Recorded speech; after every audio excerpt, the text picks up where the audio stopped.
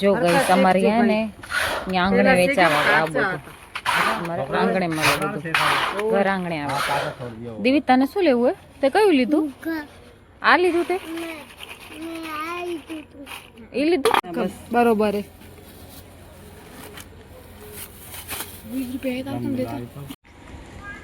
Hello guys, આજ ફરીથી નીકળી ગયા અમે નાઇટ વોક માટે. ચલો જો ગાઈસ ત્યાં કારણે 2 ખુરશી ઢાળેલી પણ એકચ્યુઅલીમાં ત્યાં બ્રો કોઈ રહેતું જ નથી, તો ત્યાં કારણે 2 ખુરશી કેવી રીતે હોય? ઇટ્સ સમ હોરિબલ ગાઈસ ત્યાં કારણે ઘર આકડે ને 2 ખુરશી ઢાળેલી, પણ મેં આજ સુધી કોઈ જોયું જ નથી કે ત્યાં કોઈ રહેરું કે મેં જોયું નથી કે કોઈ શિફ્ટ થયું છે ત્યાં. મને ખબર નહીં હવે ત્યાં 2 ખુરશી કેવી રીતે છે. ગાઈસ બહુ જ મસ્ત પવન લાગી રહ્યો યાર, બહુ જ મસ્ત પવન લાગી રહ્યો. જો બહુ મસ્ત પવન લાગી રહ્યો. જઈએ વોક કરીએ વોક. લોકો એમ કે તું બહુ પતલી હો પતલી. અરે યાર શું કરું, હું પતલી નથી યાર, હું નાનપણથી આવી જ છું. તમારા બાજુમાં બેન ખાઓ, તમારા કરતાં પછી હું વધારે ખાઈ જતી હઈશ. મારું વજન જ નથી વધતું.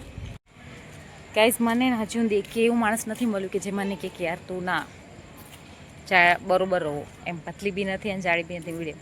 પણ હારો બધા એમ જ કે તું પતલી હો પતલી. બસ નથી યાર પતલી હું. આને પતલું ના કહેવાય, આને સ્લિમ ટ્રીમ કહેવાય. હું એમ જે મારી મમ્મીને આગળ બોલું ને તો કહેશે મૂકો તમારી ઇંગ્લિશને પારા, સ્લિમ ટ્રીમવાળા. ખાવામાં ધ્યાન દો, ખાવામાં ઘી ગોળ ખાઓ, ઘી ગોળ ભાવે તો ખાઈને યાર. ઘી ગોળ અહીંયા ના ભાવે. જે મામાને ઘરે જતા ને ફરવા તઈ બહુ ભાવતું, પણ અહીંયા ખબર નહીં કેમ ભાવતું જ નથી. હા, કચ્છનું તો વાત જ અલગ હે. કચ્છની તો કોઈ વાત જ ના થાય યાર. કઈ સમય અહીંયા ચોમાસા ને અહીંયા વરસાદમાં શૂટ કરવા આવ્યા જો. તમે જો ને તો ઝાડવા એટલા ઘણા ઘણા ને કે તમને ખબર જ ના પડે કે ઉપર કોઈ આમ જોર લગાવીને બેઠો હોય ને ઝાડવા ઉપર તો ખબર ન પડે. 2 બેસ્ટ ફ્રેન્ડ્સ જો, બેસ્ટ ફ્રેન્ડ. તો ગાઈસ છે ને હમણાં એને તે લોકોને ને એ ખબર નહીં શું એમ કીડો વળગ્યો હોય કે એને મોટા મોટા બ્લોગર્સને એને કમેન્ટ સેક્શનમાં જઈને કમેન્ટ કરે યાર તમે ડેલી બ્લોગ્સમાં એને આલતું ફાલતું બહુ બતાવો. તો જો લોકોને કહેવાની આદત છે, એ તો કહેતા જ રહેશે, આપણે ખાલી સાંભળવાનું. પણ આજકાલની પબ્લિકને એને આલતું ફાલતું જોવાનું જ ગમેરું. તમે જોજો, તમે એ ડેલી રૂટીન લાઈફ બતાડતા હશે ને તો બી લોકોને જોવાનું ગમશે કે શું કરે રો, શું કરે રહી, શું નથી કરતા, એવું બધું.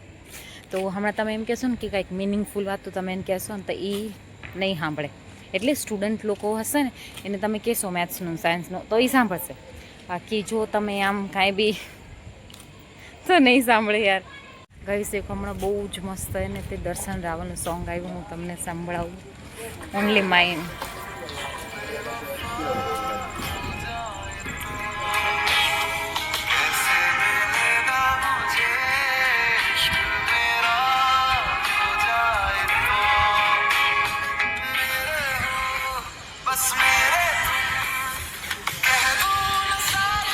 ગાઈસ બહુ જ મસ્ત સોંગ છે આ. તો મોન્સૂન સિઝન હોય ને ત્યારે સાંભળવાની બહુ મજા આવે.